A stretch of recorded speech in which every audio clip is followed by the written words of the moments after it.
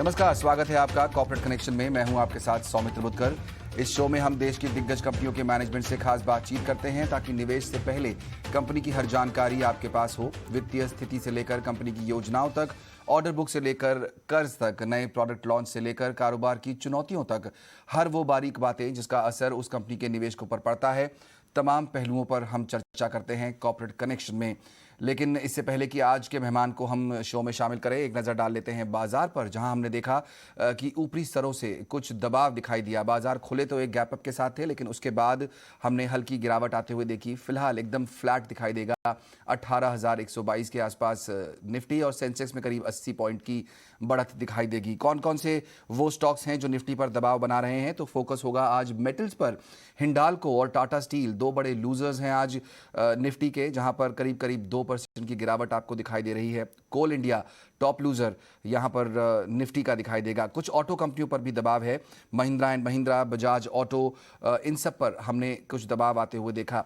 उसके अगेंस्ट हम देखें कि कहां से सपोर्ट मिल रहा है बाजार को, तो पावर ग्रिड और ओएनजीसी जैसे कुछ स्टॉक्स दिखाई देंगे जो यहां पर सपोर्ट कर रहे हैं। एक नज़र डालनी चाहिए नायका के स्टॉक के ऊपर, क्योंकि वहां हमने देखा नतीजे आए और उसके बाद काफ़ी ज़्यादा गिरावट हमने आते हुए देखी। आपको याद होगा कि एक ज़ोरदार लिस्टिंग हुई थी नायका की, दुगने हो गए थे पैसे पहले ही दिन में यहाँ पर निवेशकों के, और उसके बाद जब आज नतीजे आए तो वहाँ से हमने देखा करीब करीब फिलहाल आपको 5% की गिरावट दिखाई देगी। नई कंपनियों की बात भी करते हैं। 3 नई कंपनियों की एंट्री हुई है बाजार में आज, किस तरह से हुई है वो भी देख लें। पीबी फिनटेक हमने देखा आज लिस्ट हुई है, 28% के आसपास की बढ़त यहाँ पर दिखाई देगी, 1250। सिगाची इंडस्ट्रीज में भी हमने देखा कि जो लिस्टिंग है वो काफ़ी हद तक ज़ोरदार रही है, करीब करीब 270% यहाँ पर 600 रुपये के ऊपर उसका भाव निकलते हुए।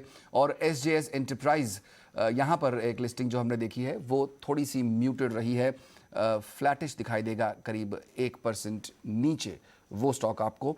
तो ये आज के फिलहाल बाजार का हाल।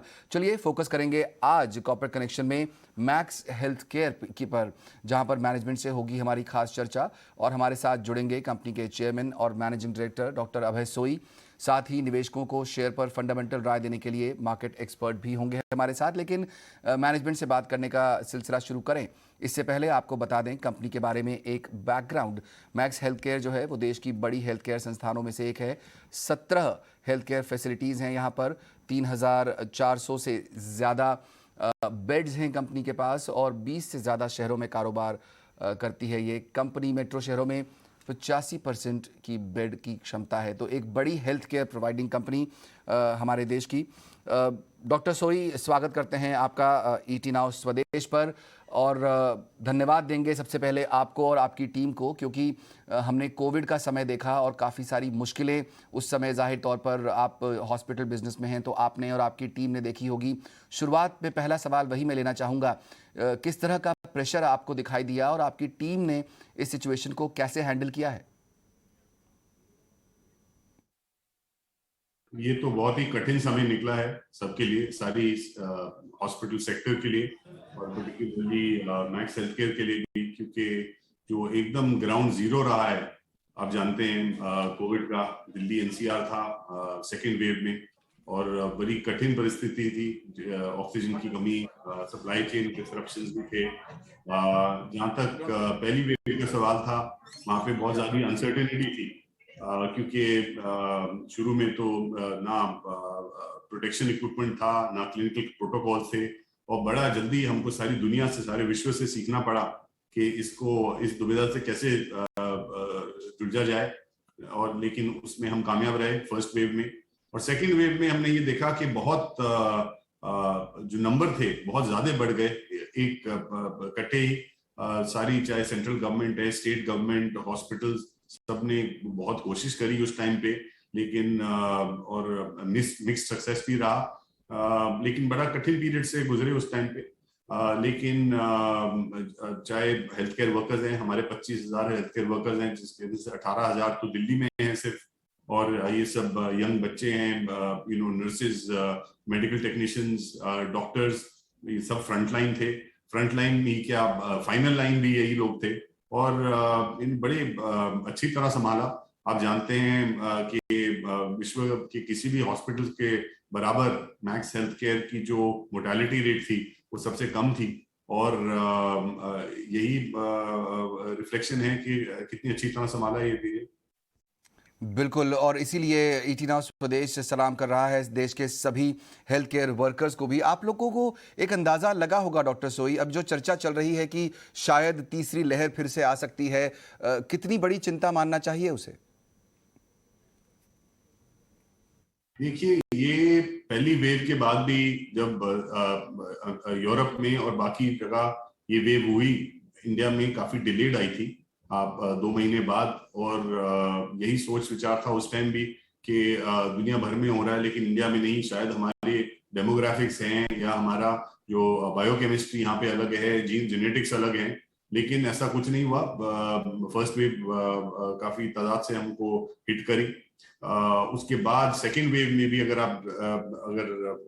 याद करेंगे तो नंबर्स काफी बढ़ गए थे यूरोप में, अमेरिका में, बाकी जगह, और एक हमारा कंप्लेसेंसी, एक कॉन्फिडेंस आ गया था यहाँ पे कि सेकेंड वेव नहीं आएगी, लेकिन सेकेंड वेव भी बहुत खराब हुई यहाँ पे। तो अभी भी हमको इस बात बिल्कुल भी लापरवाही नहीं बरतनी चाहिए, क्योंकि आप भी सकती है थर्ड वेव, ऐसी बात नहीं है, क्योंकि अभी तक नहीं आई, आगे नहीं आएगी। फेस्टिव सीजन है, मैं ये नहीं कहता कि बहुत ज्यादा नंबर, लेकिन थोड़े बहुत तो मुंबई शहर में भी बढ़ने लग गए हैं अभी। दिल्ली में ऐसी परिस्थिति नहीं आई अभी, लेकिन हमें बिल्कुल लापरवाही नहीं करनी चाहिए और ज्यादा ओवर कॉन्फिडेंट नहीं होना चाहिए। होप करेंगे कि नंबर्स ना बढ़े, लेकिन इसमें बिल्कुल भी लापरवाही की कोई गुंजाइश नहीं।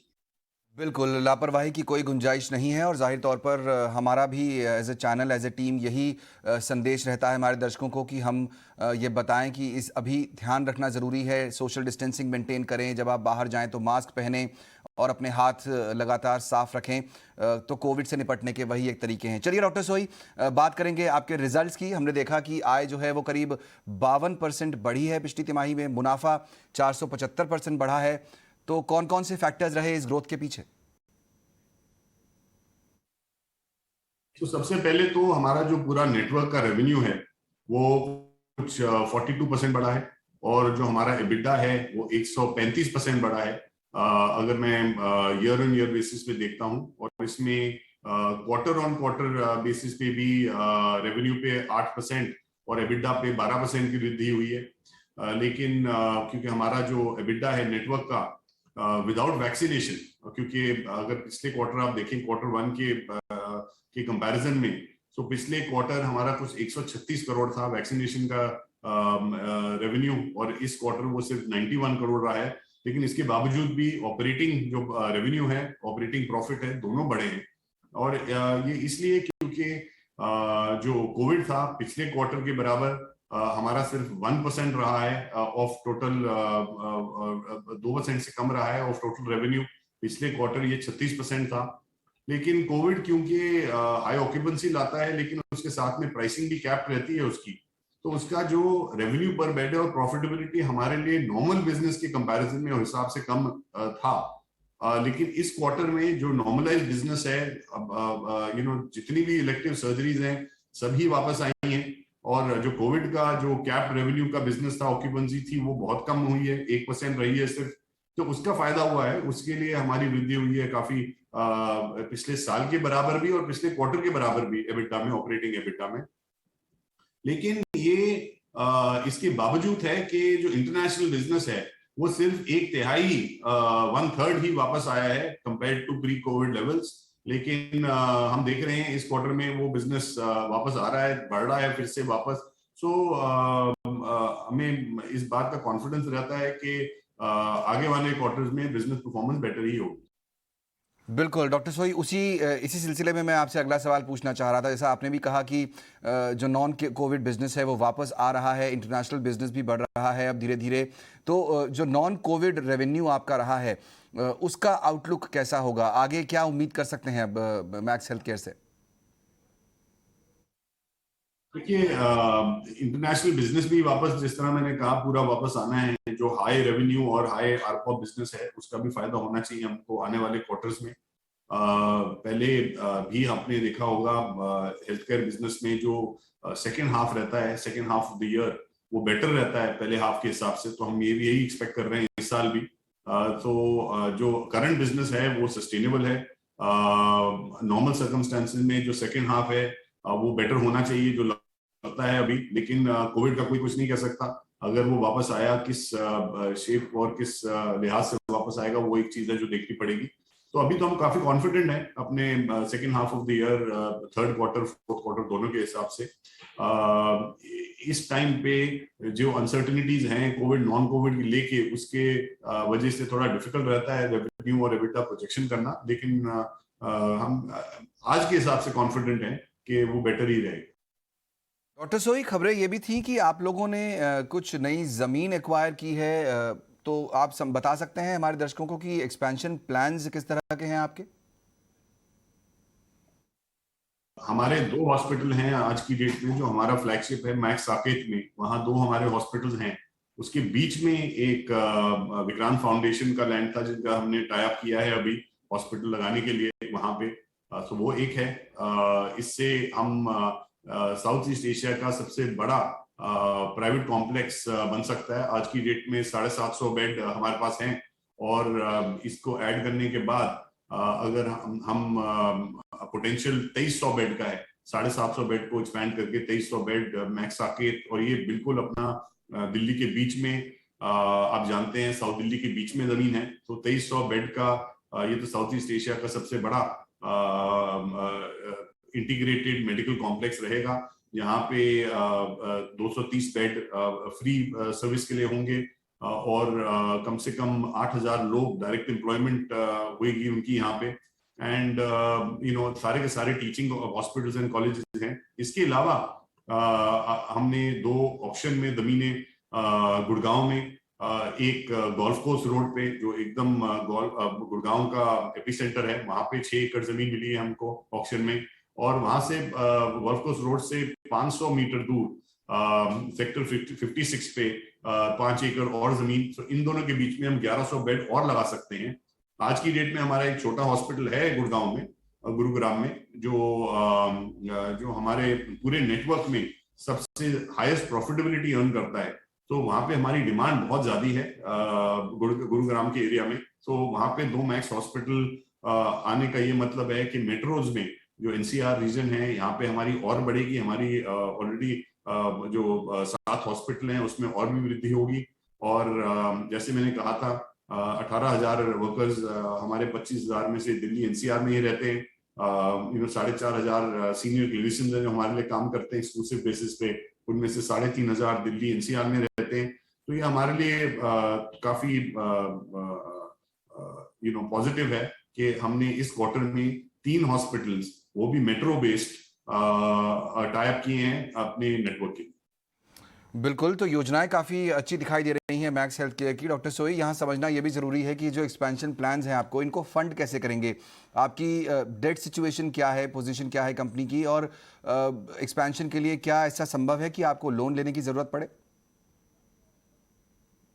तो देखिए, हमारी ऑलमोस्ट डेट फ्री कंपनी है। कुछ 260 करोड़ का लोन बचा है कंपनी के पूरी बुक्स में। आप जानते हैं इस क्वार्टर में हमारे 362 करोड़ का एबिटा रहा। पिछले क्वार्टर में 360 करोड़ का एबिटा रहा। तो अभी जो डेट अमाउंट है वो हमारा एक क्वार्टर के फ्री कैश फ्लो से कम है। मतलब अगले क्वार्टर तक हम एकदम नेट डेट फ्री हो जाएंगे। कंपनी की जहां तक परिस्थिति है, 1000 करोड़ से ऊपर फ्री कैश फ्लो आज की डेट में कमा रहे हैं। और तो पिछले 1-2 क्वार्टर की आप कुछ भी अगर आप रन रेट देखें उसके हिसाब से। और जिस तरह मैंने कहा, कोई ऐसा रीजन नहीं है कि ये हमारे कैश फ्लोज कम हो, बढ़ने ही चाहिए आगे जाके। तो अगर आप बहुत एक कंजर्वेटिव ग्रोथ भी लें अगले 3-4 साल में, तो आप ये देखेंगे कि कम से कम 5 से 6,000 करोड़ इंटरनल एक्रूल्स का इकट्ठा हो जाएगा, और वो भी डेट फ्री बैलेंस शीट। अब ये ऑर्गेनिक ग्रोथ जो हम प्लान कर रहे हैं, इससे हिसाब से ग्रीनफील्ड ब्राउनफील्ड सब कलेक्ट करके अगले 4-5 साल में हमारी कैपेसिटी डबल होनी चाहिए। और इसका टोटल कॉस्ट रहेगा कुछ 3,500 करोड़। और हमारा, जैसे मैंने कहा, इंटरनल अक्रूवल्स ही 5 से 6,000 करोड़ रहना चाहिए अगले 4 से 5 साल में। तो ये हमें लोन लेने की जरूरत नहीं है इसको ये करने के लिए, और जो हमारा इंटरनल अप्रूवल्स हैं वो ही काफी हैं इसको कवर करने के लिए। से ही आप फंड करने का प्लान कर रहे हैं, अच्छी बात है। एक बार फिर से मैं वापस थोड़ा नंबर्स पे जाना चाहूंगा डॉक्टर सोई, जो आपकी फिलहाल मैक्स हेल्थ केयर में ऑक्यूपेंसी रेट किस हिसाब से हैं और आगे क्या उम्मीद कर सकते हैं वहां पर? देखिए, ऑक्यूपेंसी रेट हमारा 75% के करीब है अभी, और आगे जाके ये 77-78% तक जा सकता है, 2-3% और बढ़ सकता है। लेकिन ये ऑक्यूपेंसी में भी हमारा इंस्टीट्यूशनल बिजनेस है। कुछ 35%, एक तिहाई जो हमारे बेड्स हैं वो इंस्टीट्यूशनल बिजनेस कर रहे हैं, ये गवर्नमेंट बिजनेस होता है। ये बिजनेस जो है वो कंट्रीब्यूशन पॉजिटिव है लेकिन एबिडा नेगेटिव है। तो जिस तरह हमारा प्रिफर्ड चैनल्स हैं, जो हमारा बिजनेस है, बाकी जो हाई यील्डिंग बिजनेस है वो बढ़ रहा है। ये बिजनेस है, कैश का बिजनेस जो बढ़ रहा है, इंश्योरेंस का बिजनेस जो बढ़ रहा है, इंश्योरेंस का बिजनेस को 20-25% के प्लस ग्रोथ हो रही है इसकी ईयर ऑन ईयर, और इंटरनेशनल बिजनेस है वो भी वापस आएगा और फिर बढ़ना चाहिए। और ये जो बिजनेस है ये डिस्प्लेस करेगा इंस्टीट्यूशनल बिजनेस को जो एबिडा नेगेटिव है। तो हमारे पास कैपेसिटी काफी है अगले 2-4 साल में। प्रिफर्ड बिजनेस का चर्न जो होगा, पेयर मिक्स जो इम्प्रूवमेंट होना चाहिए, और तब तक हमारी नई कैपेसिटी भी आ जानी चाहिए। तो आई थिंक काफी पॉजिटिव लीडर्स हैं अगले 2-3 साल में, शॉर्ट रन में भी। आखिरी सवाल डॉक्टर सोई, और वो भी मैं आपसे एक आंकड़ा ही जानना चाहूंगा। आपका average revenue per occupied bed और एवरेज इन पेशेंट ऑक्यूपेंसी जो है वो कितना है? एवरेज जो स्टे होता है लोग पेशेंट्स का वो कितना होता है कोविड और नॉन कोविड सेगमेंट दोनों में? देखिए, जो हमारा नॉन कोविड है, अब ये क्वार्टर आप देखें तो नॉन कोविड क्वार्टर ही बुलाया जाएगा। इसमें कुछ 60,000 के करीब है हमारा average revenue per occupied bed, और ये पिछले क्वार्टर के हिसाब से मेरे ख्याल कुछ 42,000 या 55,000 था, तो बड़ा है। और जैसे इंटरनेशनल बिजनेस आएगा वापस, ये और भी बढ़ना चाहिए, और ये इंटरनेशनल बिजनेस देख रहे हैं इसी क्वार्टर में वापस आ रहा है, तो ये और बढ़ना चाहिए थोड़ा। हमारा average revenue per occupied bed ये already highest in the industry है। इसके अलावा हमारा जो एबिडा पर बेड है, जो प्रॉफिटेबिलिटी जो सबसे की मेट्रिक्स है, वो कुछ 55 लाख रुपए का है पर बेड। पिछले क्वार्टर ये कुछ 45 लाख के करीब था, तो ये भी बढ़ रहा है। और इस हिसाब से अगर आप देखें तो हमारे नंबर्स बाकी इंडस्ट्री और पीयर ग्रुप से एबिडा पर बेड, प्रॉफिटेबिलिटी पर बेड मच हायर है। और इसका सबसे बड़ा रीजन ये है कि हमारा कुछ 55% के करीब बिजनेस सर्जिकल बिजनेस है, और सर्जिकल रेवेन्यू से आता है। 30% जो 30% हमारे बेड्स हैं वो क्रिटिकल केयर बेड्स हैं। हालांकि ये दोनों नंबर जो हैं ये कोई भी हमारे कंपटीशन से बहुत ज्यादा हैं।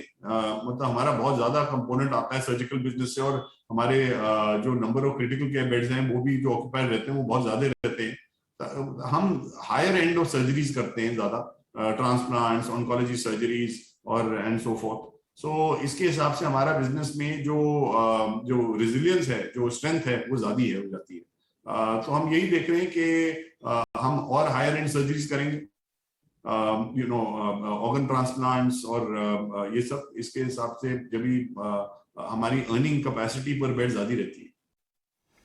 बहुत बहुत शुक्रिया डॉक्टर सोई, आज ईटी नाउ स्वदेश पर जुड़कर अपने नंबर्स, कंपनी के नंबर्स पर और प्लान्स पर चर्चा करने के लिए। मैक्स हेल्थ केयर के सीएमडी डॉक्टर अभय सोई वहां बताते हुए किस तरह की योजनाएं कंपनी की हैं आने वाले दिनों में और कैसा परफॉर्मेंस रहा पिछले क्वार्टर में कंपनी का। हमारे साथ मयूरेश जोशी भी जुड़ चुके हैं कंपनी पर एक फंडामेंटल नज़रिया देने के लिए। मयूरेश, काफ़ी अच्छे प्लान्स दिखाई दे रहे हैं यहाँ पर मैक्स हेल्थ केयर के। आपने मैनेजमेंट को सुना, उन लोगों का आगे जो है वो साउथ इंडिया में भी ग्रोथ करने का प्लान है, और जैसा कि बता रहे थे डॉक्टर सोई की कंपटीशन के मुकाबले इनके जो रेवेन्यूज़ हैं, जो एबिटा है, वो काफ़ी बेहतर हैं। इस कंपनी पर क्या व्यू रहेगा फिलहाल आपका? नहीं, बिल्कुल। आई थिंक जो नंबर्स मैक्स हेल्थ केयर ने पोस्ट किए हैं वो लाजवाब है। अगर आप देखें, इनका जो एबिटा मार्जिन भी आया है लगभग 27% पे आया है, which is very very good on year basis. दूसरा, जैसे सोई साहब कह रहे थे, जो क्रिटिकल सर्जरीज में है और जो कोविड के वजह से केसेस कम होते जा रहे हैं, ओपीडी फुटफॉल्स और सर्जरीज में जो नॉर्मलाइजेशन दिख रहा है, इसके वजह से इनका जो एबिटा पर बेड है that is the highest. In fact जो 45 लाख इन्होंने रिकॉर्ड किया था लास्ट तिमाही में for an operating EBITDA per bed that increased to 55 lakhs per bed. In fact, जो average revenue per operating user और operating bed है, that's at 59,000 compared to 46,000 पिछले वर्ष और almost 51,500 ये वर्ष के लिए. डेट रिड्यूस की है by 200 odd crores और डेट अभी 250 करोड़ के आसपास है, जिसके वजह से कैश फ्लो फ्रॉम ऑपरेशंस लगभग 300 करोड़ के थे और प्री टैक्स आरओई 32%. ऑक्यूपेंसीज 75% क्योंकि बहुत अर्बन सेंट्रिक ऑपरेशंस हैं इनके, दिल्ली, एनसीआर, मुंबई, और जो मेडिकल टूरिज्म क्योंकि बॉर्डर्स भी अभी ओपन हो चुके हैं. So I think vaccinated people who need medical treatment abroad से ये बहुत एक बड़ा धंधा होता है और इसके लिए average length of stay ALOS जिसे कहते हैं दैट हैज कम डाउन क्योंकि कोविड पेशेंट्स कम होते जा रहे हैं टू 4.3 days. आई थिंक लाजवाब ऑलराउंड परफॉर्मेंस है. आई थिंक मैं पॉजिटिव रहूंगा इस पर. ओके, तो एक पॉजिटिव नजरिया यहाँ पर मैक्स हेल्थ केयर पर. बहुत बहुत शुक्रिया मयूर. चलिए एक और कंपनी के मैनेजमेंट से बात कर